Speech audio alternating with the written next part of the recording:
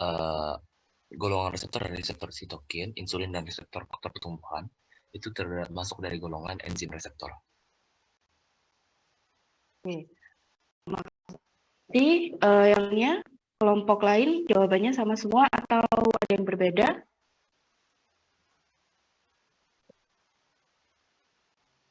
Coba saya minta pendapatnya dari Hikmah Helmi Bahtiar, kelompok 19. Baik Bu, dari kelompok saya menjawab yang enzim reseptor. Oke, penjelasannya?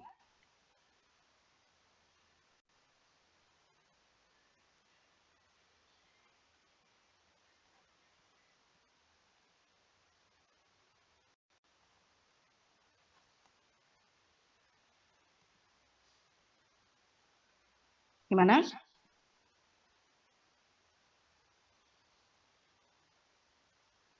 Jam.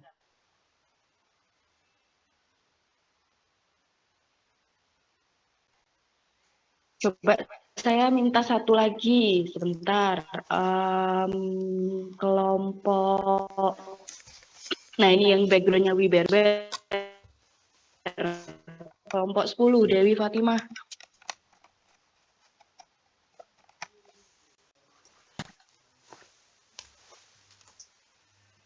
Silakan Dewi dari kelompok 10.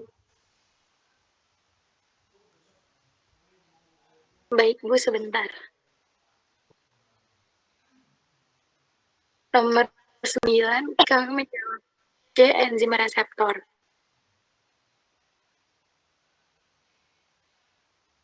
Oke, ada penjelasannya?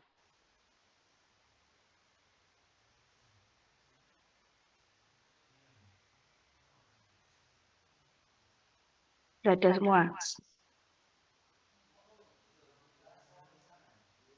Oke, saya lanjut aja. Terima kasih Rizky, Hikmah, dan juga Dewi. Untuk nomor 9, jawabannya betul ya. Untuk reseptor sitokin, insulin, dan reseptor faktor pertumbuhan ini masuk dalam enzim reseptor. Nah, ini seperti penjelasan sebelumnya ya. Ini gambaran untuk enzim reseptor, reseptor enzim.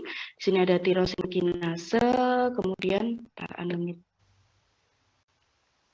ini ada tirosin kinase, kemudian di sini ada protein yang belum teraktivasi. Jadi nanti setelah ligan berikatan dengan reseptor ini, nanti ada perubahan dari ATP menjadi ADP ya, ini dibantu oleh enzim kinase. Nah, di sini ada TYR, R-nya enzim tirokinase. Nanti mengkatalisis dari gugus fosfat, makanya di sini ATP menjadi ADP, kemudian nanti akan teraktivasi proteinnya dan akan menghasilkan respon seluler. Ini untuk reseptor enzim. Selanjutnya nomor 10. Apa yang dimaksud dengan makromolekul seluler yang spesifik dan langsung berikatan dengan ligan untuk memicu proses biokimia antara dan di dalam sel. Nah, mudah ini, siapa mau angkat tangan?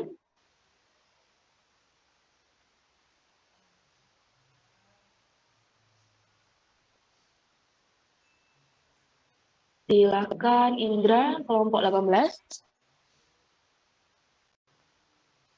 Jawaban dari kelompok saya yaitu reseptor, Bu. Oke, kalau enzim itu yang seperti apa, Indra?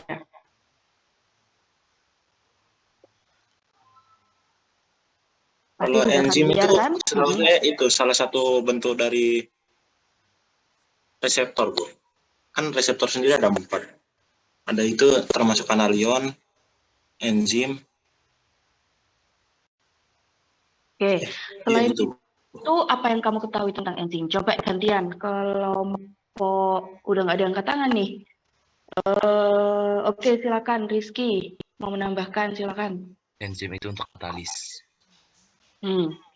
Jadi betul ya, Indra dan juga Rizky, terima kasih. Jawabannya untuk nomor 10 adalah reseptor. Tadi reseptor itu merupakan makromolekul seluler yang dia nanti akan berikatan dengan ligan. Nah, enzim ini apa sih? Enzim ini adalah kimia. Jadi dia itu digunakan untuk mengkatalisis suatu proses biokimia. Jadi enzim itu kemudian transporter. Transporter apa transporter? Apa? Yang membawa ke tempatnya, Bu. Ya, jadi dia seperti arti bahasanya ya, dia ini sebagai pembawa, dia bisa berupa protein. Nah, dia protein pembawa antara bisa zat untuk bawa ke lokasi tujuan. Kenapa dia disebut transporter? Second messenger, ini nanti ada soal selanjutnya. Kemudian ini kanal ion. Nah, kanal ion ini salah satu reseptor ya, salah satu reseptor, dan dia bisa untuk melewatkan ion-ion intraseluler maupun ion ekstraseluler. Selanjutnya nomor 11, apakah reseptor yang aksesnya masuk dalam sitoplasma dan menentukan sintesis protein tertentu? Silakan.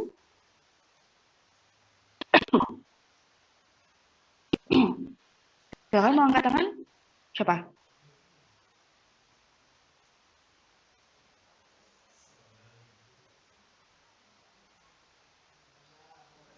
Cuma Rizky aja nih. Yang lainnya?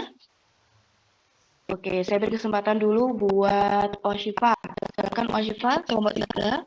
Baik, Bu, terima kasih atas kesempatannya. Sebelumnya maaf tidak menggunakan kamera. Jadi dari kelompok 3, jawaban kami yaitu yang B, G-protein coupled reseptor.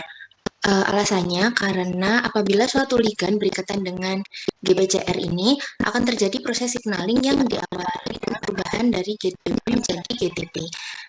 Kemudian subunit alfa yang terikat dengan GTP akan terdisosiasi dari subunit beta menjadi subunit yang aktif. Kemudian akan mengaktifkan adenylat siklase dan memproduksi CAMP. CAMP ini akan mengaktifasi PKA. PKA ini akan mengatur transkripsi gen sehingga terjadi sintesis protein tertentu. Oke, terima kasih Oshifa. Ada yang mau berpendapat lagi?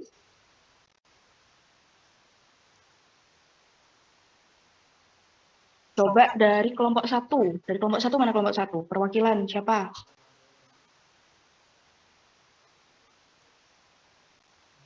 Saya, Bu, izin menambahkan. Oke, silakan Luki. Jadi dari kelompok 1 jawabannya sama kayak Washifa tadi, yaitu transcription factor receptor. Reseptor ini berada di dalam sitoplasmik atau nukleus yang aksinya langsung mengatur transkripsi gen yang menentukan sintesis protein tertentu.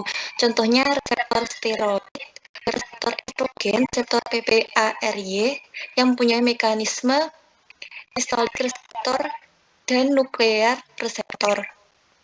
Seperti itu, Bu. Oke, terima kasih Wasifah dan Luki. Coba satu lagi dari kelompok 2. Dari kelompok 2, silakan dari kelompok 2 perwakilan.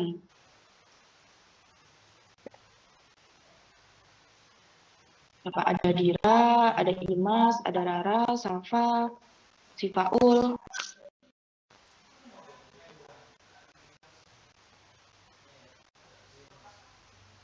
Coba Imas, kelompok 2 Imas. Kelompok 2 menjawab D, yaitu transcription factor receptor. Alasannya tadi kurang lebih sama seperti yang dikatakan Luki Putri. Reseptor ini berada di dalam sitoplasmatik atau nukleus yang aksinya langsung mengatur transkripsi gen yang menentukan sintesis protein. Contohnya reseptor steroid, reseptor estrogen. Seperti itu, Bu. Terima kasih. Terima kasih Yosifa, Luki, sama Imas. Jawabannya untuk nomor 11 adalah betul ya, D, transcription factor. Jadi memang dia ada di dalam sel ya, dia ada di dalam sel, makanya dia bisa juga disebut dengan nuklear sel atau faktor transkriptor, nuklear reseptor, kemudian atau bisa juga disebut dengan faktor transkripsi reseptor karena di dalam dan dia memengaruhi proses transkripsi. Nah, ini seperti salah satu contohnya ini steroid. Nah, kemudian ada lagi ligan-ligan lainnya seperti vitamin A, vitamin D. Nah, ini memang tipe-tipe ligan yang berikatan dengan reseptor ini adalah yang sifatnya lipofilik. Kenapa? Karena dia harus menembus dari membran sel ini ya. Jadi untuk sifat ligan yang lipofilik ini akan lebih memudahkan dia untuk berikatan pada reseptor yang ada di dalam sel. Selanjutnya nomor 12. Silakan panel ion.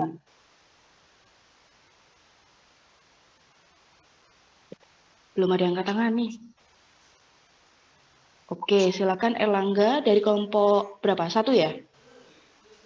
Iya, Bu. Oke, Baik, silakan perkenalkan Erlangga. nama saya Erlangga dari perwakilan kelompok 1. Jadi, jawaban kami di sini adalah, saya baca pertanyaannya. Apakah kanal ion yang merespon terhadap molekul yang berada di bagian intrasel yang merupakan bagian dari proses signaling, misalnya terhadap second messenger? Jawaban kami adalah C, yaitu kanal ion aktivasi signal. Alasannya adalah kanal ion aktivasi signal merupakan kanal yang merespon terhadap molekul di intrasel yang merupakan bagian dari sel signaling. Contohnya adalah second messenger seperti CA, CAMP, CGMP. Sehingga jawaban kami adalah C. Alasan kami tidak memilih jawaban yang lain adalah seperti di jawaban A, yaitu kanal ion aktivasi voltase, dia diaktifasi oleh perubahan voltase. Jadi kanal ini akan membuka jika terjadi depolarisasi dan menutup jika terjadi hiperpolarisasi. Sehingga jawaban A tidak memungkinkan. Selanjutnya jawaban yang B, yaitu kanal ion teraktivasi ligan. Kanal ini berespon terhadap adanya molekul ligan yang spesifik. Contohnya adalah reseptor GABA, reseptor nikotinik. Sehingga jawaban B bukan jawaban kami. Selanjutnya, kanal ion yang teraktivasi oleh kekuatan mekanik. Kanal ini bekerja dengan cara membuka dan menutup sebagian respon terhadap kekuatan mekanis yang timbul dari peregangan atau pengarutan lokal membran di sekitar kanal. Oleh karena itu kanal ion teraktivasi mekanik bukan jawaban yang cocok. Yang terakhir adalah kanal ion protein G. Kanal ini terkait dengan protein G yang teraktivasi jika protein G teraktivasi.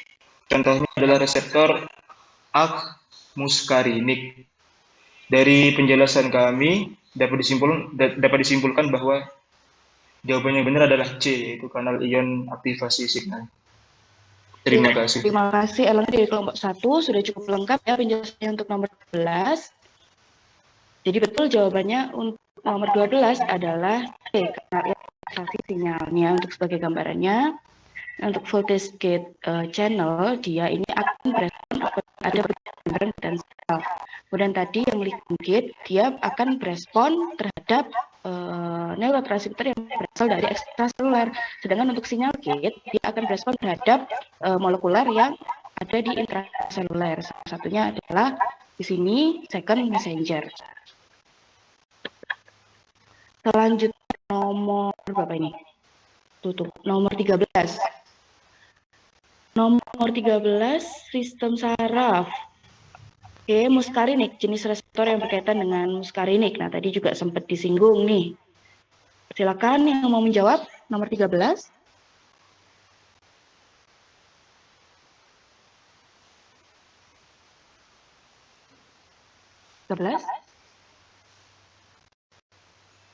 Oke, silakan Aziza dari kelompok 4. Baik, terima kasih atas kesempatannya. Di nomor 13 ini kami menjawab bahwasanya reseptor yang dikaitkan dengan reseptor muskarinik adalah G-protein coupled reseptor.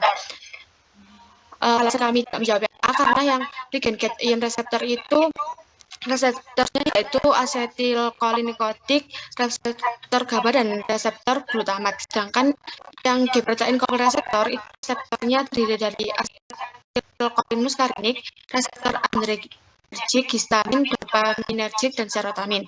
Kemudian yang serotonin reseptor itu reseptornya itu hormon steroid, hormon tiroid, dan lain-lain. Oke, terima kasih Azizah dari kelompok 4, juga cukup lengkap ya penjelasannya. Jawabannya nomor 13 adalah betul yang G-protein coupled reseptor.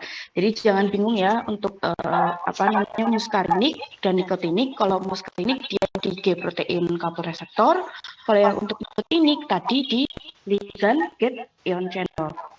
Nikotinik yang di sini, muskarinik yang di sebelah sini. Nah, ini untuk gambarannya ya. Gambaran untuk mekanismenya. Jadi ini ada glycoprotein koproreseptor, dia terikat dengan ligan atau di sini yang kita sebut dengan obat ya. Ada aktivasi kan kita terdisosiasi alfa yang kan ada alfa beta gamma, kemudian alfa ikan mengaktifkan zat BMP, dia akan aktifkan namanya protein, mengaktifkan protein sehingga nanti akan selanjutnya menimbulkan respon klinis. Oke, nomor 14 pengantar sinyal biologis dalam plasma sel, karakteristik senyawa. Silakan menjawab. Silakan diskusi. Terima kasih Bu. Untuk nomor 12 kami menjawab opsi B bekerja secara paralel karena pertama produksi menyala agar ada berdasarkan satu karakteristik. Sebentar. Ya.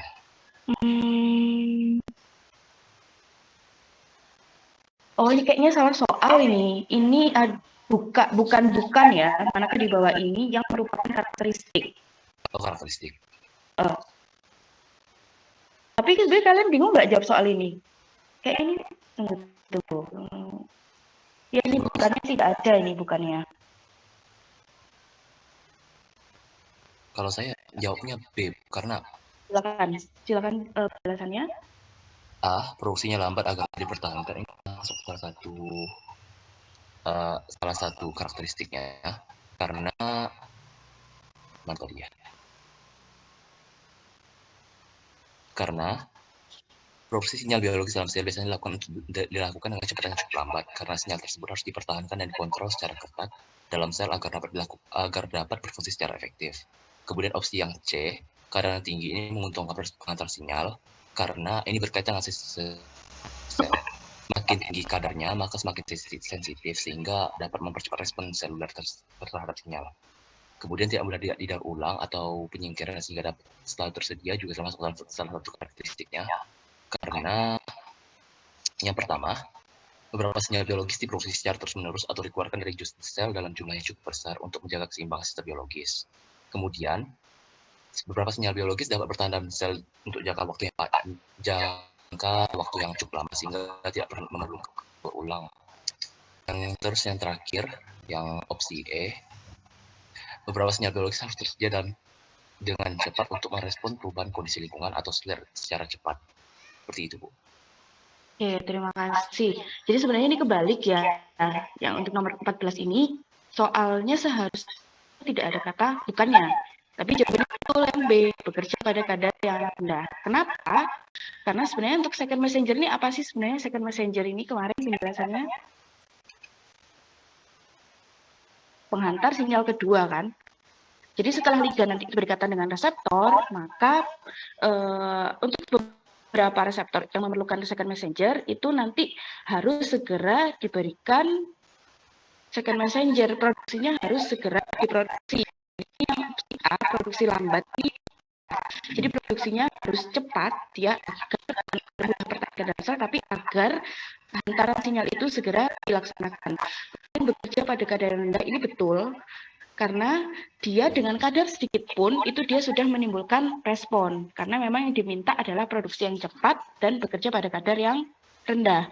Kemudian kadar tinggi menguntungkan proses penghantaran ini tidak berkaitan dengan kadar tinggi maksudnya karena kadar rendah pun itu dia seharusnya sudah bisa memberikan efek atau mentransmisikan sinyal. Kemudian yang B, kemudian didaur ulang. Nah, ini untuk tidak didaur ulang ini salah. Maka kalau misalnya sudah ada penghentian respon dari ligan, maka harus segera didaur ulang. Dan kalau dia selalu ada, maka transmisinya akan semakin dilangsungkan. Padahal seharusnya dia, kalau memang sudah tidak ada ikatan dengan ligan, maka tidak perlu. Kemudian yang E, selalu tersedia. Bukan ya, tidak selalu tersedia, karena dia baru hanya terproduksi kalau memang ada ikatan dengan ligan dengan reseptornya. Itu dia penjelasan untuk segmen. Ada yang mau didiskusikan?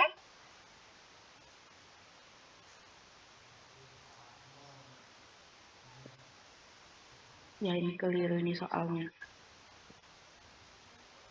Oke, nomor 15. Onset of action. Sudah kita bahas juga nih. Silakan yang memberi penjelasan. Qori'ah Nur Al-Faiza. Silakan Qori'ah. Baik Bu, terima kasih atas kesempatannya. Saya izin menjawab. Nah, dimaksud dengan onset of action ini sendiri merupakan mula kerja obat, yaitu dapat didefinisikan sebagai waktu yang diperlukan saat obat mulai bereaksi dengan memasuki plasma. Nah, dapat mencapai konsentrasi minimum sehingga dapat menimbulkan efek. Nah, yang lain dari onset of action sendiri itu ada duration of action, yaitu lama kerja obat untuk menghasilkan efek farmakologi. Nah, dari penjelasan onset of action sendiri dapat disimpulkan bahwa dari nomor 15 ini adalah jawaban dari itu waktu yang dibutuhkan oleh obat untuk mencapai konsentrasi efektif minimumnya. Oke, terima kasih kelompok 24. A, jawabannya betul ya. Jawabannya betul ya untuk nomor 15 adalah C, waktu yang dibutuhkan oleh obat untuk mencapai konsentrasi efektif minimum. Ini gambarnya kemarin ya. Jadi ini ada onset of action, ini ada duration of action. Jadi ada konsentrasi efektif minimum di mana ini obat baru bisa menimbulkan respon klinis. Kemudian di sini kalau sudah melewati fase ini, maka obat itu juga tidak bisa menimbulkan dia sudah di bawah dari garis minimum concentration. Jangan lupa sumbu Y adalah konsentrasi, karena sumbu X adalah waktu. Saya izin lanjut untuk lainnya, biar sekalian. Udah, belum? Ya. Makasih Bu. Saya lanjut untuk materi ini ya, nomor 4 dengan agonis dan antagonis. Jelaskan perbedaan keduanya. Silakan, siapa yang jawab? Agonis, antagonis, perbedaannya apa?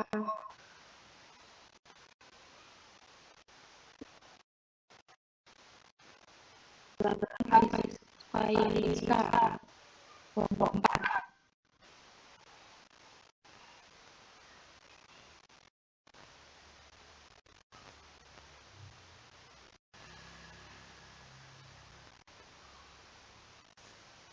Halo, bisa?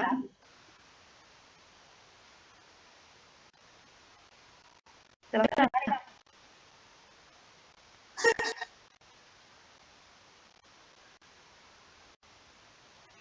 Baik Bu, sebelumnya untuk pertanyaan nomor 4, berdasarkan dari kelompok kami untuk yang dimaksud dengan agonis dan antagonis adalah kemarin sudah dijelaskan bahwa agonis itu merupakan sebuah reseptor yang memiliki afinitas terhadap reseptor yang menyebabkan perubahan dalam reseptor yang menghasilkan efek yang diamati. Agonis sendiri dicirikan sebagai agonis penuh menghasilkan respon yang maksimal dengan menempati seluruh atau sebagian kecil dari reseptor, atau agonis parsial yang menghasilkan kurang dari respon maksimal, bahkan ketika obat tersebut menempati seluruh reseptor. Kemudian untuk antagonis merupakan hubungan dengan mekanisme kerja obat dengan berkaitan dengan suatu keadaan ketika efek dari suatu obat berkurang atau hilang sama sekali yang menyebabkan perbedaan suatu obat dengan proses berkaitan dengan reseptor, namun tidak menyebabkan aktivasi, menurunkan kemungkinan agonis akan berkaitan pada reseptor, sehingga bekerja dengan secara aktif dan efektif dengan cara melemahkan atau melepaskan dari sistem reseptor tersebut. Jadi bisa disimpulkan bahwa agonis sendiri menghasilkan respon yang maksimal dengan menempati reseptor, sedangkan antagonis menghalangi atau memblok kerja agonis dengan melemahkan atau melepaskan dari sistem reseptor. Seperti itu, Bu. Terima kasih Faisal. Kemudian apakah ada yang didiskusikan untuk nomor 4 dan kelompok lain? Tadi saya koreksi ya, tadi agonis dan antagonis bukan reseptornya ya. Ada yang mau didiskusikan kelompok lain terkait soal nomor 4? Semua? Sepertinya tidak ada. Oke, untuk keempat sebagai gambaran ini ya, ini ada reseptor, ini ada yang agonis dan agonis. Kata kuncinya di sini ada yang agonis, dia nanti akan memberikan aktivasi atau dia memiliki aktivitas intrinsik sehingga nanti dia bisa memberikan respon. Sedangkan yang agonis apabila berikatan dengan reseptor, dia tidak memberi respon, tapi dia dapat berikatan dengan reseptor, meskipun ini tidak menempati tempat reseptor dengan sepenuhnya ya, tapi dia bisa berikatan, namun dia tidak memiliki aktivitas intrinsik. Itu perbedaan agonis dan juga agonis. Yang kelima, pembagian reseptor berdasarkan sinyal mekanisme kerja serta berikatan waktu 1. Silakan. Imrotul Hasanah, silakan. Baik, terima kasih atas kesempatannya, Bu. Perkenalkan, nama saya Imrotul Hasanah di kelompok 6. Kelompok kami menjawab berdasarkan mekanisme transduksi sinyalnya itu reseptor dibagi menjadi 2 kategori, yaitu melalui reseptor permukaan sel dan reseptor intraseluler. Nah, reseptor permukaan sel itu dibagi menjadi kanal ion, protein C, dan enzim. Kemudian kalau yang reseptor intraseluler itu adalah faktor transkripsi. Yang reseptor kanal ion itu merupakan protein transmembran yang berfungsi sebagai saluran untuk ion. Contoh reseptornya adalah reseptor nikotinik, dan asetikolin. Kemudian reseptor terkopelasi protein G merupakan reseptor yang berhubungan dengan protein G. Contohnya yaitu reseptor beta adrenergik. Kemudian terdapat reseptor enzim. Mekanisme kerjanya adalah setelah terjadi pengikatan ligan dengan reseptor, maka terjadi aktivasi enzim di dalam domain intraseluler reseptor tersebut. Contoh reseptornya adalah reseptor tirosin kinase. Kemudian kalau yang dari faktor transkripsi itu adalah mekanisme kerjanya setelah terjadi pengikat dengan reseptor, maka terjadi perubahan konformasi pada reseptor yang memungkinkan reseptor berinteraksi dengan faktor transkripsi dan mengaktifasi atau menonaktifkan gen tertentu. Contohnya itu seperti reseptor hormon, steroid, dan reseptor nuklear lainnya. Seperti itu.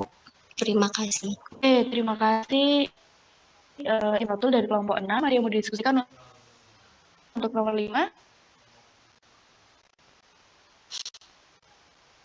Baik, sepertinya tidak ada ya. Alhamdulillah untuk topik ini sudah bisa diakhiri. Apabila nanti ada pertanyaan, boleh ya PM saya aja sebelum ujian. Jadi kalau misalnya ada yang bingung, boleh silakan ditanyakan pada saya langsung. Saya kembalikan lagi ke Budaya. Iya, Bu Fatia, terima kasih. Saya lanjutkan deh.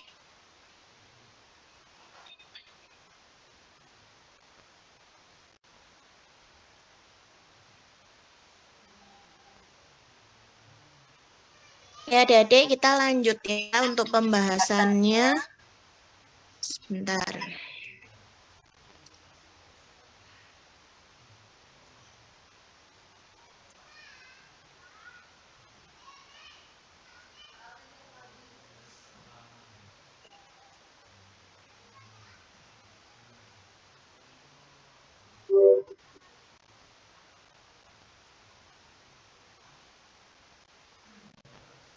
Sudah bisa dilihat masing-masing? Oke, lanjut ya, kita balik ke nomor 1 lagi, pembahasan tentang irat dan tirat dulu. Soal yang pertama yaitu periode kuno dalam sejarah farmakologi terjadi sebelum tahun 1700. Terdapat beberapa tokoh yang berperan dalam periode tersebut. Siapakah tokoh yang berperan sebagai peneliti pertama yang melibatkan hewan percobaan dalam ilmu farmakologi dan toksikologi? Ada yang mau menjawab? Oke, sebentar. Silakan dari 13. Siapa ini? Mirul ya? Oke, Bu. Oke, silakan.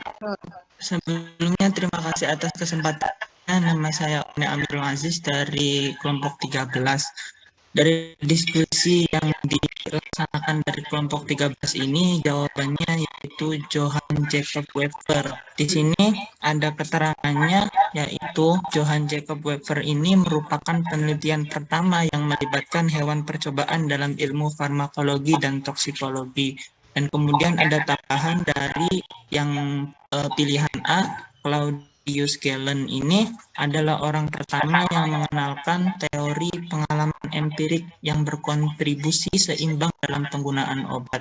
Dan kemudian ada juga di pilihan yang B ini, Theophrastus van Hohenheim yang meneliti bahwasannya pionir penggunaan senyawa kimia dan mineral yang dikenal juga sebagai bapak toksikologi. Mungkin itu aja Bu yang bisa disampaikan dari Oke, kelompok terima kami. kasih dari kelompok 13. Mungkin dari kelompok lain ada yang mau menyampaikan terkait siapa di periode modern, tokoh-tokohnya, ada siapa saja?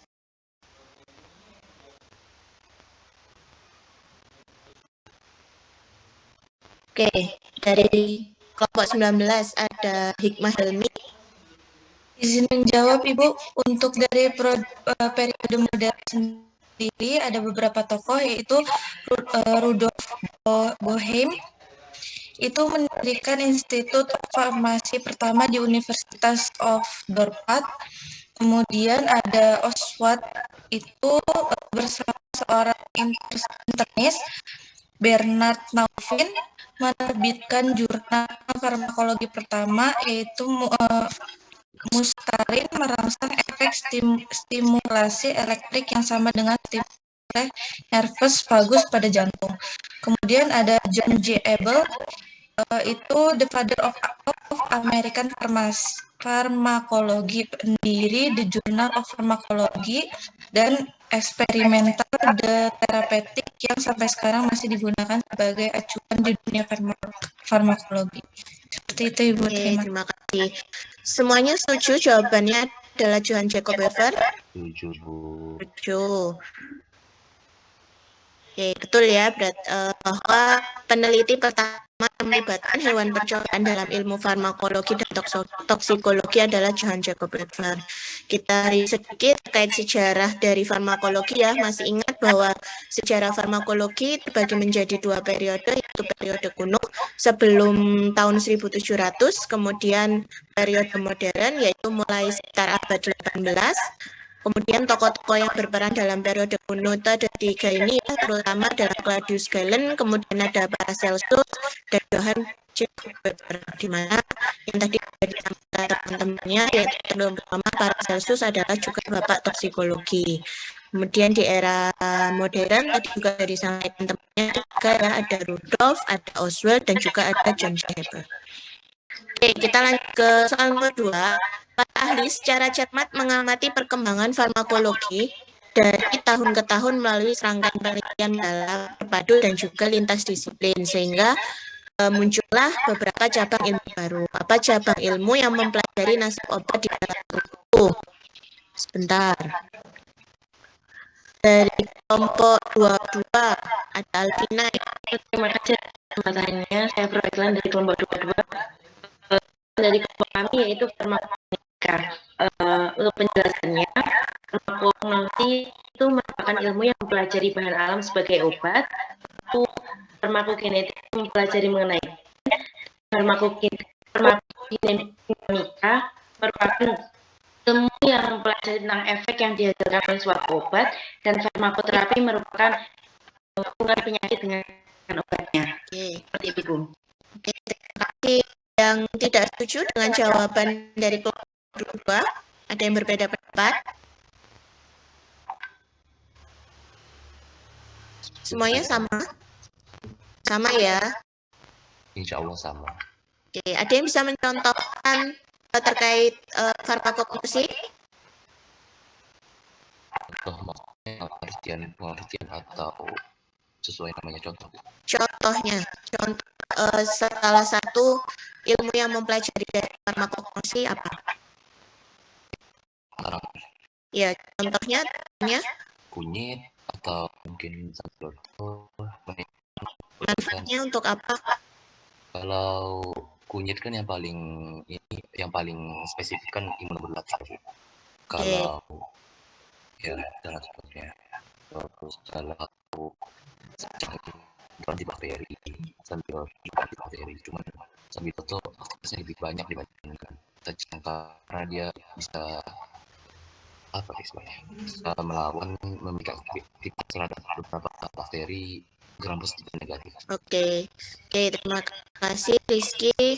Ini ya, betul jawabannya adalah terkait farmakokinetika. Jadi tadi sudah disampaikan kalau farmakognosi adalah terkait bagian-bagian dari bahan alam, jadi hanya tumbuhan ya, bisa hewan, bisa mineral dan sebagainya dengan metabolit tertentu yang memiliki efek terapi atau sebagai obat herbal. Kemudian farmakogenetik yaitu respon terhadap genetik tertentu.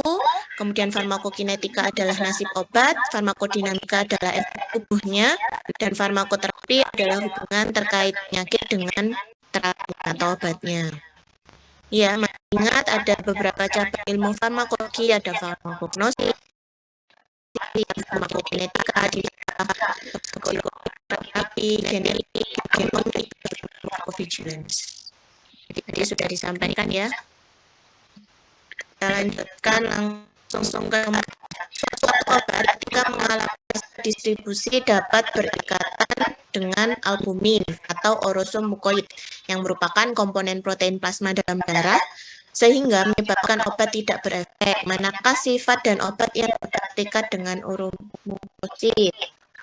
Dari kelompok 8 Dansa. Baik Bu, terima kasih atas kesempatannya. Sifat-sifat dan obat yang terikatan dengan orosomukoid yaitu dari pengertiannya itu sendiri yaitu alfa asam glikoprotein, yaitu obat-obat yang berikatan dengan mengikat obat yang bersifat basa. Untuk contoh-contoh obat yang berikatan yang bersifat basa yaitu imipramin, lidocain, propanol, dan katamin. Jadi jawaban kelompok kami itu yang B. Oke. Ada pendapat lain dari kelompok lain? Kalau yang A, Ardenansa, salahnya di mana? Untuk yang A itu jawabannya salah karena dari sifat obat itu sendiri, salisilat dan penisilin itu bersifat obat bersifat asam sehingga perikatannya pada albumin. Oke. Kalau yang B dari kelompok 1 mungkin yang salah di mana?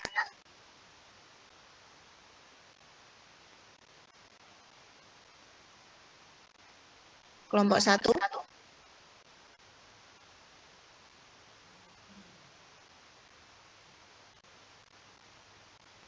Siapa ya kelompok 1 nih?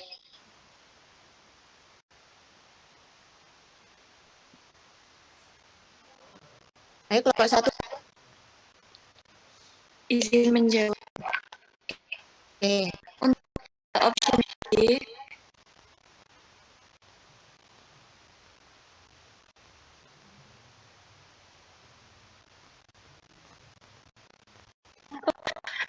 option A, anion salisilat dan penisilin itu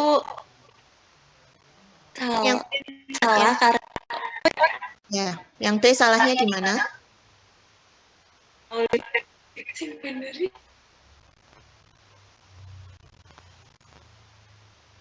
Jadi pada soal option yang B, kationik, lidocain, dan propranolol, kationik itu merupakan obat yang bersifat basa.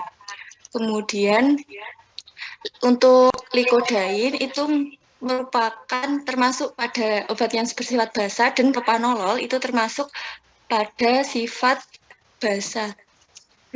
Jadi yang benar untuk obat dengan terikat orosomukoid itu yang B. Oke, berarti yang benar ya, jangan ya kalau saya tanya B salah harus dibetulkan disimpulkan bahwa yang betul adalah yang B. Kalau yang C salahnya di mana? Kelompok 21 Rahmanur.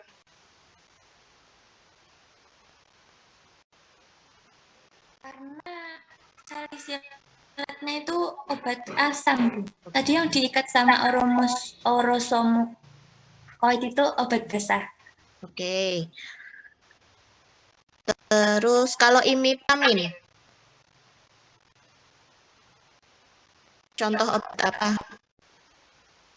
Kelompok 9 Nindi Wijayanti.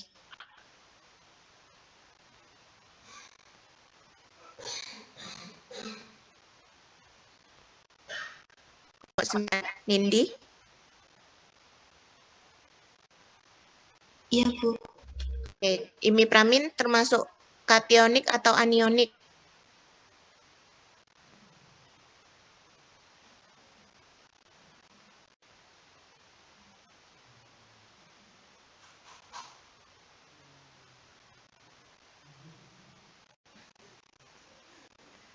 Teman yang lain ada yang bisa membantu?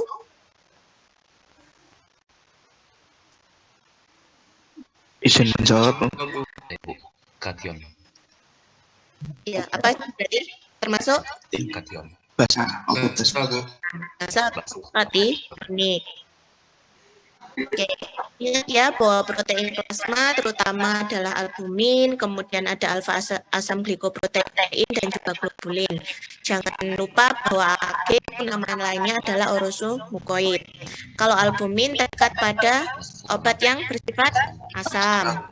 Kalau AAG bersifat basa. Ya, beberapa contohnya untuk anionik atau obat yang bersifat asam adalah salisilat, penisilin, yaitu amoxilin, kemudian vinylbutazon. Kemudian kalau yang bersifat kationik atau basa adalah imipramin, lidocain, dan propranolol. Oke, nomor 4. Seorang pasien mengalami penyakit jantung dengan gagal ginjal kronik. Diketahui obat yang diterima pasien antara lain adalah propranolol, kemudian dia juga mendapat albumin, dan juga aspirin. Manakah pernyataan berikut yang tidak tepat terkait kondisi pasien?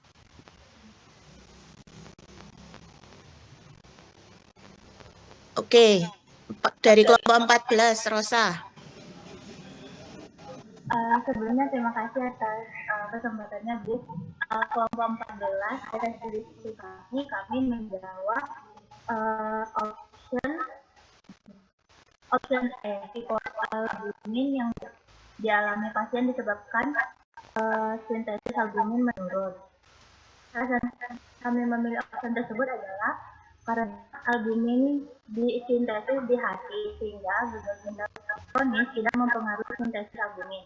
Hipoalbumin yang terjadi dikarenakan ekspresi albumin melalui urin. Ekspresi albumin melalui urin terjadi karena peningkatan permeabilitas di tingkat glomerulus yang menyebabkan protein lolos ke filtrat glomerulus. Oke, terima kasih Rosa. Ada tambahan dari temannya atau berbeda pendapat? Dari Rizky ini ya, dari kelompok 6. Iya, kalau saya berbeda pendapat. Oke. Pertama, gini, kenapa diberikan albumin? Karena mungkin mengalami penyakit yang berkaitan dengan albumin. Kemungkinan albuminnya menurun karena diberikan albumin. Kan kita tahu sendiri albumin itu kan obat, albumin itu salah satu protein yang mengikat obat bersifat asam. Nah, karena obat itu bersifat asam, kita perlu tahu dulu obat yang memiliki efek itu adalah obat yang tidak berikatan dengan apapun. Jadi obat bebas. Kalau albumin itu mengikat obat asam, sedangkan propranolol ini kan adalah obat basah, obat kation. Jadi dia bukan mengikat albumin, tapi mengikat AAG. Nah, karena albuminnya ini berlebihan, terus jadi propranolol ini termasuk obat yang obat bebas gitu, Bu. Jadi karena obatnya bebas, jadi bisa mengalami toksisitas atau efek samping yang lain. Jadi obat propranolol ini benar-benar 100% obat bebas. Oke, itu pendapat dari Rizky ya. Mungkin dari Oke, Rizky menjawab B. Dari teman-teman yang lain, kelompok TPL yang lain?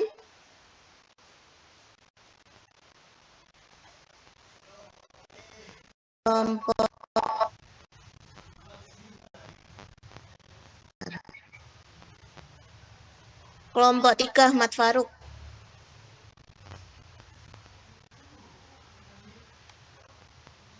Bagaimana pendapatnya? Baik, Bu.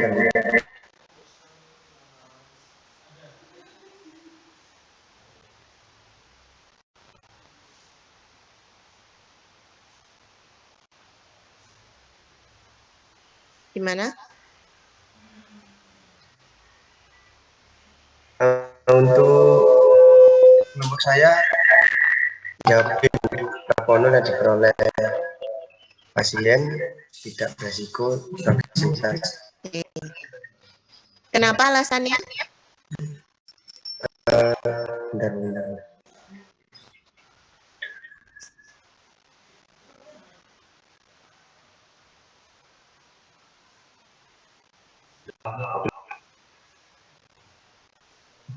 Karena pernyataan ini tidak tepat, Prapono dapat memiliki efek dan berpotensi menyebabkan toksisitas. Oke, mungkin dari kelompok lain ada pendapat? Ini tadi ada yang jawab B, ada yang jawab E. Coba dari kelompok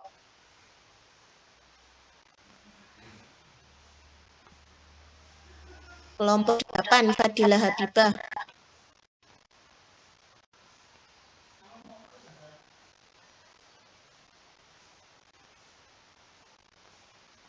Bagaimana pendapatnya dari kelompoknya tadi setelah berdiskusi? Kelompok kami menjawab yang B, Bu, propanolol yang diperoleh pasien tidak beresiko toksisitas. Oke, alasannya?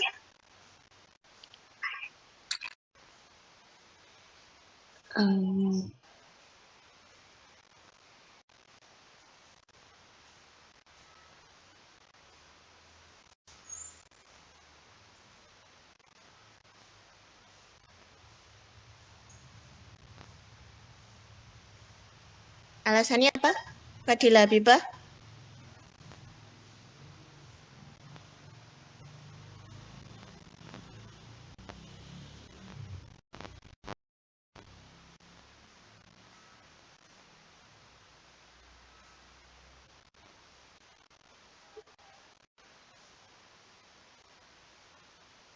Oke, teman yang lain, coba satu lagi pendapat dari kelompok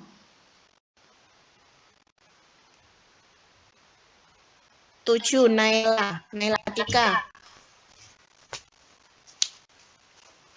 Halo.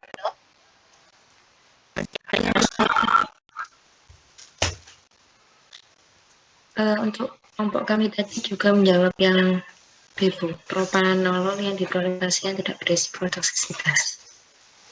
Oke, alasannya apa, Mbak?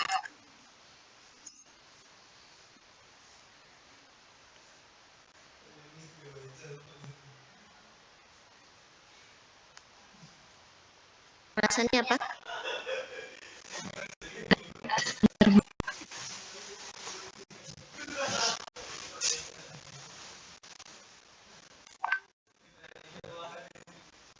Propanolol anionik atau kationik?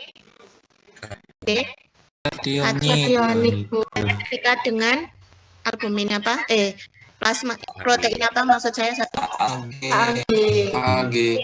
Aspirin termasuk anionik atau kationik? Dia bersifat asam ya. Aspirin itu bersifat asam. Kalau aspirin terikat pada apa? Ada? Albumin. Oke, sampai sini bisa difahami? Bisa. Bisa. Jadi soal ini adalah soal analisis ya. Jadi tidak sekedar teori, tapi saya ingin mengetahui sejauh mana adik-adik bisa menghubungkan ketika suatu kasus dengan suatu teori. Teorinya tadi sudah dapat bahwa obat-obat yang bersifat asam atau anionik adalah berikatan dengan albumin. Sementara kalau yang sifatnya kationik atau basa berikatan dengan AAG atau orosomukoid. Oke, kita lihat pasien ini memiliki penyakit jantung. Oke, kita abaikan saja penyakit jantungnya karena dia tidak berpengaruh terhadap jumlah protein. Yang kita lihat adalah dengan gagal ginjal kronik. Kalau gagal ginjal kronik yang menurun albumin atau Ag-nya? Albumin, Bu. Albumin. Karena apa? Filtrasi albuminnya akan berkurang. Betul, karena dari filtrasinya, ginjalnya itu fungsi filtrasinya sudah berkurang. Harusnya protein seperti albumin dan lain sebagainya itu dia tidak lolos filtrasi. Harusnya dia tetap ada di dalam tubuh kita. Tidak lolos filtrasi, tidak sampai terbuang. Tetapi pada kondisi gagal ginjal kronik, albuminnya jumlahnya turun. Bisa difahami? Bisa difahami ya? Konsentrasinya menurun. Albumin disintesis di mana? Di hati. Berarti kalau sintesisnya yang menurun, yang terjadi penyakitnya apa? Gangguannya di mana? Di hati. Di hati. Contohnya diabetes hepatik. Itu adalah salah satu contoh gangguan hati atau penyakit di hati. Maka untuk soal ini jawabannya yang tidak tepat adalah yang apa? Yang E, Bu. Yang E. Karena apa? Kita lihat. Yang A, penyakit yang diderita, akibat penyakit yang diderita, pasien mengalami kondisi hipoalbumin. Betul ya? Karena tadi gagal ginjal kronik. Kemudian yang dua, tadi yang banyak dibingungkan adalah propranolol. Masih ingat propranolol sifatnya apa obatnya? Basah. Maka kalau sifatnya basah, terikatnya adalah dengan AAG. Padahal gagal ginjal kronik kaitannya dengan hipoalbumin.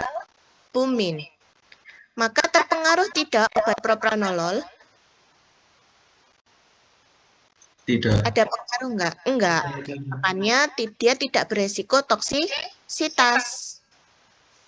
Kemudian yang kedua aspirin. Aspirin sifatnya Asam lemak. asam lemak. Dia berikatan dengan albumin. Kalau jumlah albuminnya menurun, bagaimana obat-obatan yang terikat dengan dia? Beresiko toksisitas. Bisa difahami sampai sini? Masih ingat ini?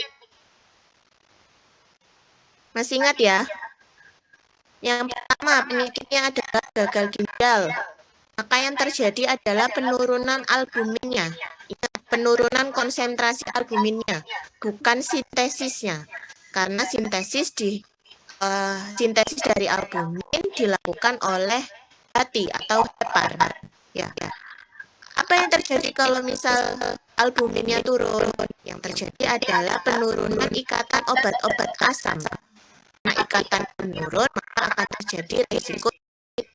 Bagaimana dengan obat-obat yang basah dan tidak apa ini namanya tidak terpengaruh? Oke, bisa difahami adik-adik? Bisa ya? Tadi yang menjawab B bisa difahami? Bisa, Bu. Bisa.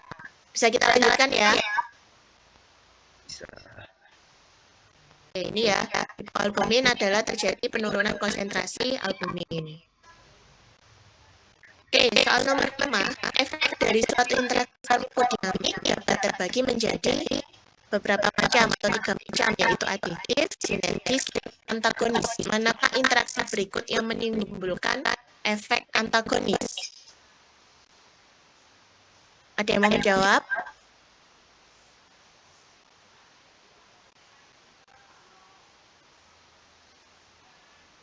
Ayo, yang mau menjawab? Oke, silakan dari kelompok 4, Aziza. Baik, Bu Dea, terima kasih untuk kesempatannya. Dari kelompok 4, kami menjawab yang A, itu yang memiliki efek antagonis propranolol dengan salbutamol. Hal tersebut dikarenakan propranolol bersifat antagonis terhadap efek bronkodilator dari salbutamol dengan adanya bronkospasma. Sedangkan amlodipin dan sartan itu termasuk dalam untuk pengobatan dari hipertensi. Kemudian fenobarbital dan alkohol itu juga termasuk efek aditif dengan efek deteksi sistem saraf pusat. Kemudian untuk sulfamid dan trimetoprim itu termasuk dalam sifat sinergis di mana dia sebagai antibakteri di hidrofluoroaldehyde dan Ada yang tahu levodopa carbidopa obat apa?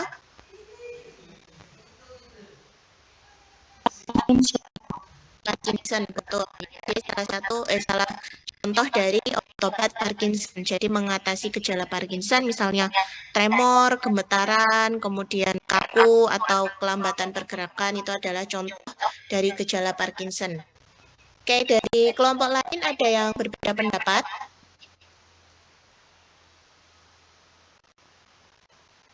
Coba dari kelompok 11 Rara Belinda, dari kelompoknya menjawab apa? Baik, dari kelompok kami juga menjawab propranolol dan salbutamol. Baik, terima kasih. Setuju semuanya ya bahwa yang menimbulkan efek antagonis adalah propranolol dan salbutamol. Jadi tadi sudah disampaikan oleh temannya bahwa propranolol termasuk beta agonis atau antagonis? Antagonis. Propranolol antagonis?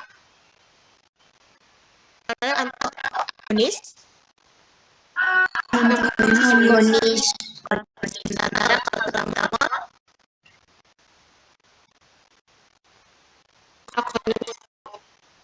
agonis. Jadi mereka sifatnya berlawanan.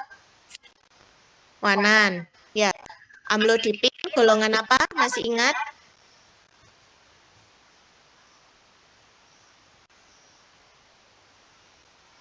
Masih ingat golongan apa?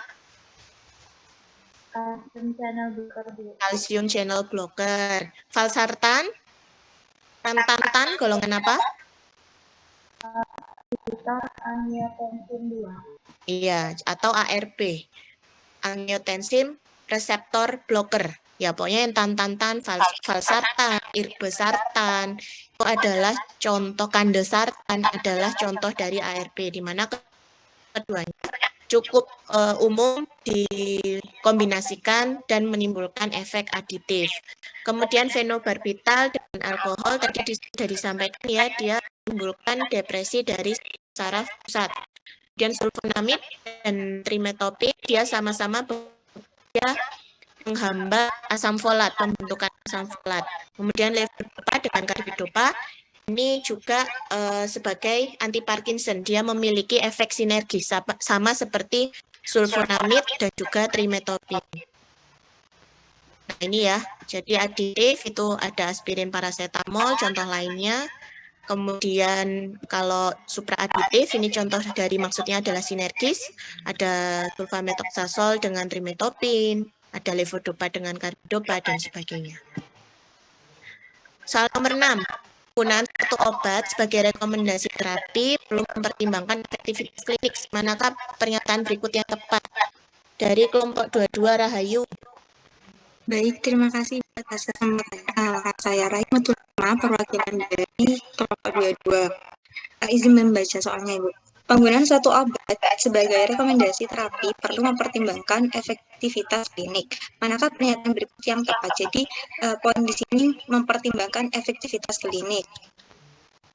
Suatu obat itu tidak bergantung pada potensinya atau kita sebut dengan EC50, tapi dia itu lebih mempertimbangkan pada efek maksimalnya atau efikasi yang maksimal dan kemampuannya untuk mencapai reseptor yang relevan. Jadi jawabannya saya dari kelompok kami menjawab yang B, yaitu efektivitas klinik dipertimbangkan berdasarkan efikasi. Yang salah karena sudah jelas kita kalau efektivitas klinis ini lebih mempertimbangkan kepada efektivitas bukan potensi.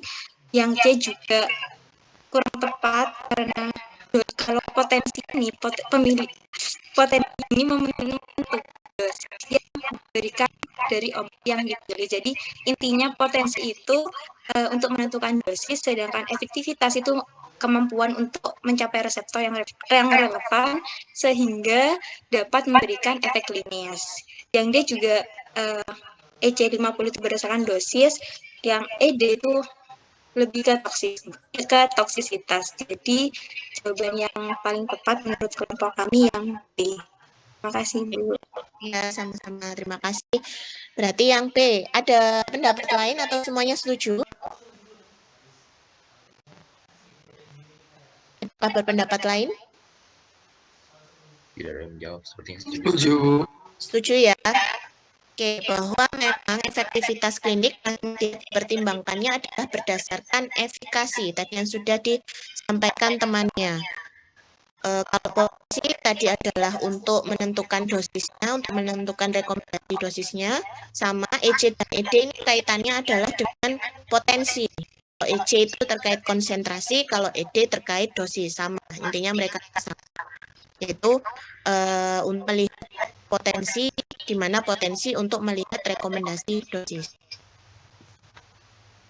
Oke, nomor 7. Berikut adalah hubungan efek dengan dosis berdasarkan kurva bertingkat. Manakah pernyataan berikut yang tepat? Dari kelompok 4. Iya, Bu. Baik, terima kasih. Jadi, kelompok kami menjawab bahwasannya manakah pernyataan yang paling tepat. Jadi, yang paling tepat itu yang D, Bu, yaitu efikasi obat C. Ini. Ya, efikasi obat C lebih besar daripada obat B. Jadi, kalau efikasi itu yang dilihat itu sumbu Y-nya, Bu. Nah, yang C sama B ini kita bisa lihat kalau yang sumbu C-nya itu lebih besar dibandingkan sumbu B. Jadi, yang tepat itu yang D. Kalau yang A itu potensi obat B lebih kecil dari obat B itu salah. Karena bisa bener, Bu. Lebih kecil. Salah, Bu. Maaf. Jadi kalau yang A itu potensi obat B lebih kecil itu harusnya potensinya itu lebih besar karena dilihat dari sumbu X-nya itu obat B itu lebih besar dibanding obat C. Nah, kalau yang B itu potensi obat A sama dengan obat C itu salah karena potensi obat A lebih besar karena konsentrasi yang dibutuhkan itu lebih sedikit dibandingkan dengan obat C. Kalau yang jawaban yang C itu efikasi obat A sama dengan obat B itu salah karena bisa dilihat dari sumbu Y-nya itu efikasinya lebih besar yang A. Dan kalau yang E, potensi dan efikasi obat C yang paling baik itu salah karena menurut saya yang paling baik itu yang A. Karena potensinya itu lebih besar dan efikasinya juga sama besarnya gitu, Bu. Seperti itu. Oke. Ada pendapat lain? Sudah sangat lengkap ya yang dijelaskan oleh perwakilan dari kelompok 4. Setuju semuanya? Setuju, Bu. Oke. Ini yang kemarin ya, soalnya tidak saya rubah. Jadi harusnya kalian sudah paham bahwa memang kalau potensi yang dilihat adalah sumbu X, yaitu terkait konsentrasi atau misalnya dosis. Sementara kalau efikasi yang dilihat adalah respon, di mana potensi yang paling baik adalah yang A. Kemudian urutannya habis di B lebih besar, kemudian C. Sementara kalau dari efikasinya, ini karena A dan C hampir mirip ya, kemungkinan efikasi dari A dan C ini tidak begitu signifikan perbedaannya. Sementara B efikasinya yang paling rendah. Maka dari pernyataan yang ada di pilihan, yang paling tepat adalah D, di mana efikasi obat C lebih besar dibandingkan dengan obat B. Oke, ini adalah kurva bertingkat ya. Nah, ini kemarin kita sudah bahas ini, kita lompatin saja. Oke, soal nomor 8. Seorang pasien mendapatkan paracetamol, kemudian mengalami gatal seluruh tubuh hingga menyebabkan kecurigaan mengalami sindrom Stevens-Johnson. Termasuk apa respon yang dialami pasien? Oke, dari kelompok 11 ada Rara. Baik, Bu, terima kasih atas kesempatannya. Saya Rara Belinda dari TBS. Pertanyaannya, seorang pasien mendapatkan paracetamol, kemudian pasien mengalami gatal seluruh tubuh hingga menyebabkan kecurigaan mengalami sindrom Stevens-Johnson, termasuk apakah respon yang dialami pasien. Berdasarkan hasil diskusi kami menjawab hiperreaktif dengan alasan bahwa pasien mengalami reaksi alergi terhadap parasetamol yang menyebabkan gatal-gatal dan kemudian mengarah ke sindrom Stevens-Johnson. Hiperaktif sendiri berarti sistem kekebalan tubuh pasien merespon berlebihan terhadap obat yang dapat menyebabkan reaksi alergi atau reaksi hipersensitivitas. Sedangkan kalau opsi yang toksisitas itu mengacu pada efek racun obat pada tubuh. Kemudian teratogen berkaitan dengan efek obat terhadap janin selama kehamilan, sedangkan toleransi merujuk pada kemampuan tubuh untuk beradaptasi dengan efek obat, dan hiporeaktif mengacu pada respon yang lebih rendah atau kurang dari yang diharapkan terhadap obat. Sekian, Bu. Terima kasih. Oke, terima kasih dari kelompok 11, Rara. Jadi sudah setuju semuanya ya bahwa yang dialami pasien adalah hiperreaktif. Jadi dia terlalu reaksi berlebihan, imunnya terlalu bereaksi terhadap obat tersebut. Kalau toksisitas tadi beracun ya, jadi dia mungkin penggunaannya adalah lebih dari dosis seharusnya. Sementara efek teratogen adalah pada ibu hamil. Oke, kita langsung masuk ke AE. Untuk soal yang pertama yaitu jelaskan macam-macam golongan obat. Ada yang mau menjawab? Oke, dari kelompok 17 ada Faridatul Afifah. Baik, Bu, terima kasih atas kesempatannya. Jadi, dari kelompok 17 tentang macam-macam penggolongan obat. Macam-macam penggolongan obat itu diatur dalam Permenkes RI nomor 9/7 garing Menkes garing X garing 1993, yaitu ada penggolongan obat berdasarkan jenis, obat dibagi menjadi beberapa jenis, yaitu obat generik, obat generik, obat radang, obat tetes, obat terus penggolongan obat berdasarkan derajat obat. Pada penyakit, yang kedua obat yang bekerja untuk mencegah kondisi patologis dari penyakit, yang ketiga ada obat yang menghilangkan simptomatik, yang keempat ada obat yang bekerja menambah atau mengganti fungsi-fungsi zat yang kurang, yang kelima ada pemberian plasebo. Selanjutnya penggolongan obat berdasarkan tempat atau lokasi pemakaiannya. Ada dua, yaitu obat dalam dan obat luar. Obat dalam yaitu obat-obatan yang dikonsumsi per oral, obat luar yaitu obat-obatan yang dipakai secara topikal atau di tubuh bagian luar. Selanjutnya ada penggolongan obat berdasarkan efek yang ditimbulkan. Digolongkan menjadi dua juga, yaitu ada sistemik dan lokal. Obat sistemik yaitu obat atau zat aktif yang masuk ke dalam peredaran darah, sedangkan obat lokal adalah obat atau zat aktif yang hanya berefek atau menyebar atau mempengaruhi bagian tertentu tempat obat tersebut berada. Yang terakhir ada penggolongan obat berdasarkan asal obat dan cara pembuatannya. Ada juga yaitu obat alamiah dan obat sintetik. Obat alamiah berasal dari bahan alam dan obat sintetik berasal dari reaksi kimia. Oke, terima kasih dari kelompok 17. Kita langsung bahas aja ya, udah ya. Bahwa penggolongan obat itu ada berdasarkan jenis, mekanisme, lokasi, cara pakai, efek, daya kerja, dan juga asal mula bahan baku yang sudah disampaikan Mania tadi. Nomor 2, jelaskan interaksi ikatan protein berupa displacement obat dan berikan contohnya. Dari kelompok 3, Ahmad Faruk. Baik, Bu. Ini Mas bacaan, Bu. Oh iya, oke.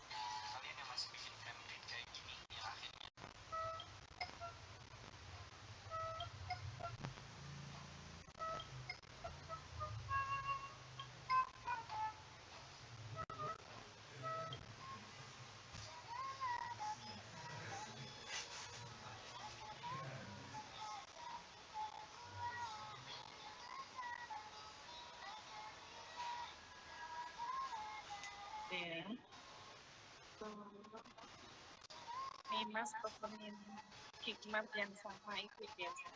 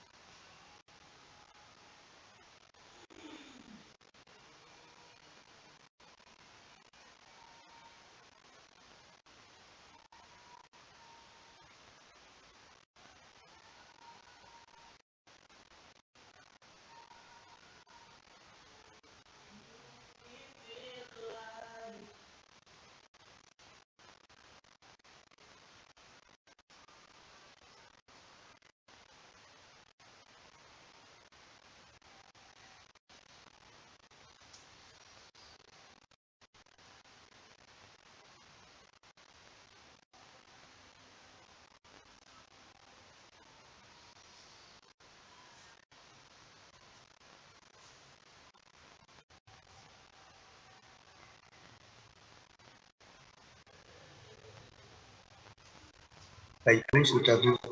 Oke, silakan. Ke nomor 2 terima kasih kata Pak displacement dan bukan contohnya. Untuk kelompok saya menjawab displacement obat terjadi jika suatu obat aplikatan dengan protein plasma dari B yang memiliki afinitas lebih tinggi untuk berikatan dengan protein plasma sehingga obat didesain ikatan.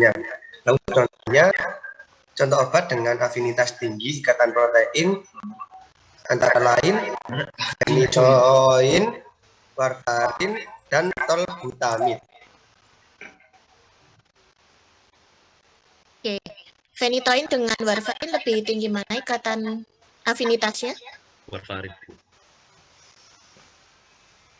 Phenytoin dengan warfarin? Phenytoin. Lebih tinggi phenytoin ya. Jadi yang digeser adalah si warfarinnya. Bagaimana kalau warfarinnya banyak yang bebas, apa yang terjadi? Pendarahan. Pendarahan ya, toksisitas dari warfarin. Oke, masih ingat ya? Oke, soal nomor terakhir, jelaskan macam-macam mekanisme terjadinya efek diinginkan dan tidak diinginkan atau terkait dengan terjadinya selektivitas klinik. Ini dari kelompok 19, Hikmah, Helmi.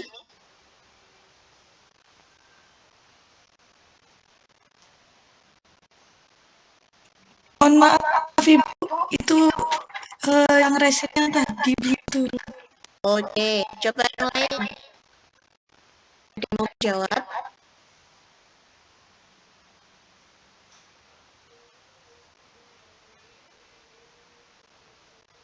Ayo, tinggal satu terakhir.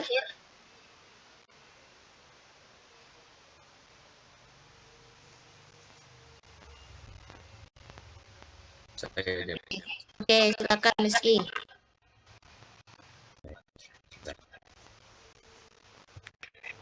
Terjadinya efek dan tidak diinginkan atau tidak menjadi beberapa jenis yaitu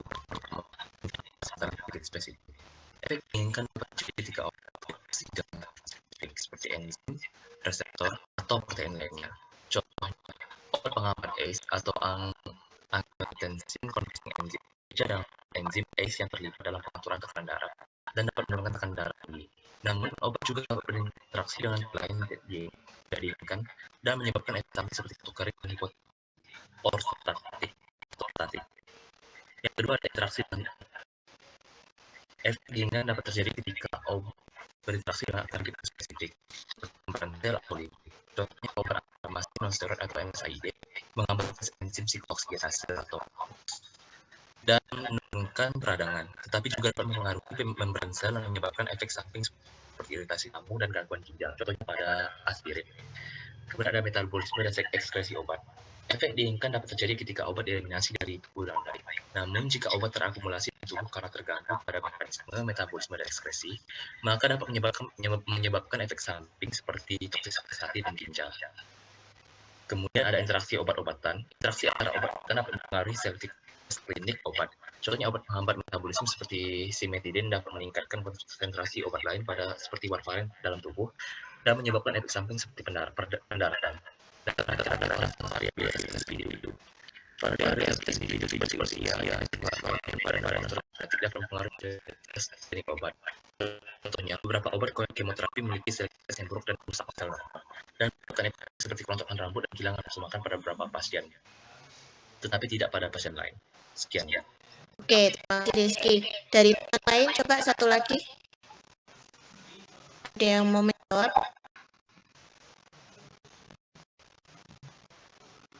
Dari Putih.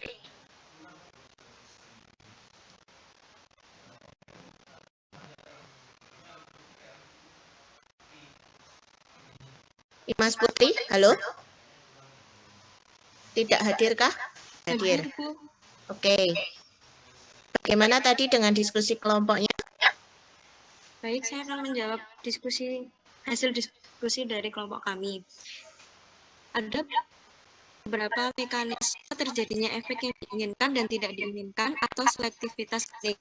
Seperti yang pertama, interaksi dengan target spesifik, yaitu efek diinginkan dapat terjadi ketika berinteraksi dengan target spesifik seperti enzim, reseptor, dan protein lainnya. Contohnya seperti obat penghambat ACE atau angiotensin converting enzim yang bekerja dengan sebentar, ini sama dengan Rizky ya? Ya, dengan kelompoknya.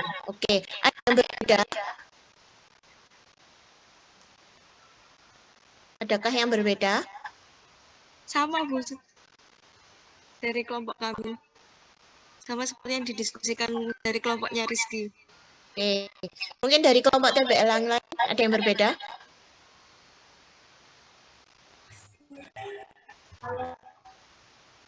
Siapa ini? Ada yang mau ngomong kayaknya.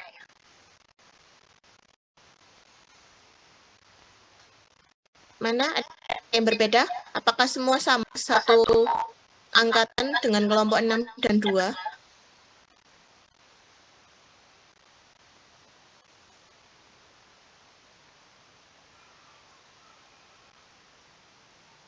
Bagaimana, adik-adik? Tinggal satu?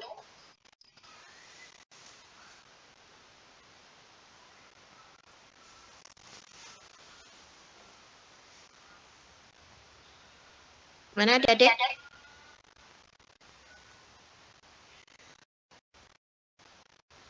Ayo. Kelompok 18 Indra, sama enggak?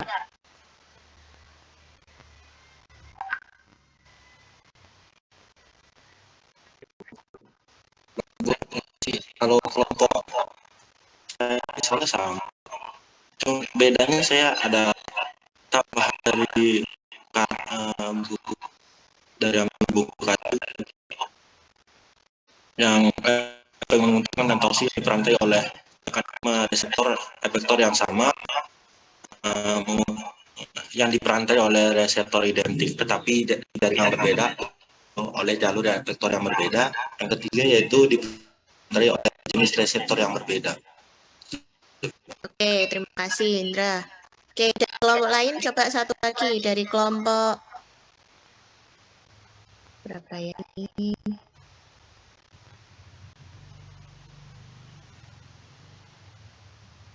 Dua Amanda.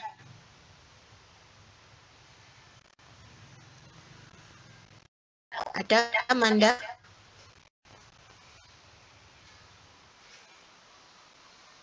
Atau 24 Korea?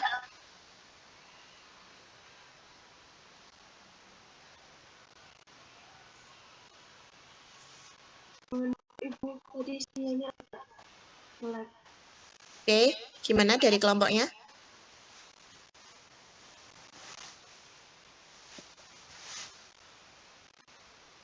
Izin menjawab Bu, kalau dari kelompok 24 itu dibagi menjadi 3, yaitu aditif, sinergis, dan juga antagonis. Nah, untuk aditif sendiri, respon yang ditimbulkan oleh gabungan obat sama dengan gabungan respon masing-masing obat dan matematiknya itu bisa dilambangkan dengan 1 tambah 1 itu sama dengan 2. Nah, untuk sinergi sendiri, respon yang ditimbulkan oleh gabungan obat lebih daripada gabungan respon masing-masing obat dan model matematiknya itu sama dengan 1 ditambah 1 lebih dari 3. Nah, untuk antagonis sendiri, obat yang ditimbulkan dapat menghambat efek lainnya, salah satunya atau keduanya menghasilkan penurunan respon seperti model matematikanya itu bisa dilambangkan dengan 1 tambah 1 itu sama dengan 0. Oke, terima kasih. Langsung kita bahas ya. Jadi mekanisme terjadinya aktivitas klinik tadi disampaikan Indra. Ya, dengan 3 terkait dengan reseptornya. Masih ingat ya adik-adik bahwa efek menguntungkan dan juga tidak menguntungkan atau merugikan. Yang pertama bisa diperantarai mekanisme reseptor efektor yang sama. Kemudian kalau yang kedua, reseptornya bisa identik, bisa mirip, tetapi pada jaringan yang berbeda atau jalur efektor yang berbeda. Misalnya beta 1 tetapi satunya di jantung, satunya di paru-paru, misalnya seperti itu. Kemudian yang ketiga adalah efek menguntungkan atau toksik yang diperantarai dengan jenis reseptor yang berbeda. Kalau tadi yang disebutkan dengan dari kelompok 24 yaitu Korea, itu adalah terkait efek dari interaksi farmakodinamik. Ya, itu bukan mekanisme dari selektivitas klinik, tetapi kalau aditif, sinergis, dan antagonis itu adalah efek dari interaksi farmakodinamik. Kalau mekanisme dari selektivitas klinik, yaitu terkait efek menguntungkan atau diharapkan atau terapeutik dengan efek toksik atau merugikan atau yang tidak diinginkan adalah mekanismenya 3 poin ini. Bisa difahami? Bisa difahami adik-adik? Insya Allah bisa, Ibu. Oke, sudah selesai ya, alhamdulillah. Ini terakhir dari saya. Ada yang tahu tipe sakit kepala? Macam-macamnya? Migrain. Kepala biasa. Ada migrain, terus. Migrain itu sakit kepala sebelah ya? Sebelah. Oke, terus apa lagi? Yang di belakang, apa namanya? Saya lupa. Oke, ada tension, Tensi. jadi kaku. Atau juga tensi tinggi itu adalah tension. Biasanya sebutnya adalah sakit kepala karena kaku. Ada juga stres. Yang terakhir nih ada farmakologi. Kalau farmakologi semuanya di ujung dahi sampai ke belakang.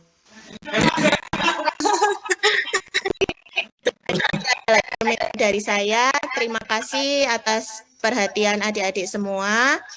Apabila masih ada yang ingin ditanyakan, mungkin di lain hari kita bisa diskusi.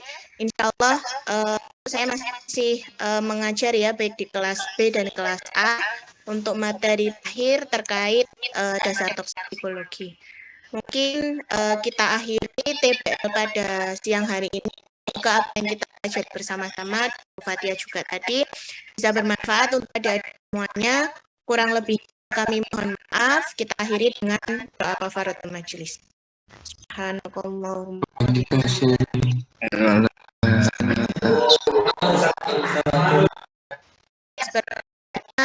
Mohon maaf ini agak terlambat, harusnya cuma jam 11.30 ya paling tidak, ini sampai jam 12. Saya akhiri, wassalamualaikum warahmatullahi wabarakatuh. Terima kasih.